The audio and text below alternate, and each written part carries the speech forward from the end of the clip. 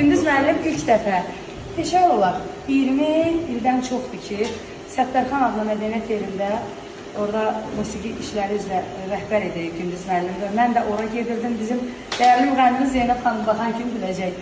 Həmişə mən deyirəm, efirlərdə də deyirəm. Mənim onda var 21 yaşım. Gəlirdim, mahnıları öyrənirdim. Şuradan mahura keçmək, mahurdan şura keçmək, oradan seygaha necə. Gündüz müəllim elə bil bugün olmuş, bax necə keçdi. Amma siz cavan qalmışsınız, qocalmırsınız. Sirri nədir? Qocalmamağın. Sirri sizin kimi dəyər verirsiniz bir insanlara. Var olun. Çünki dəyərli insansınız və dəyərli sənətkarsınız.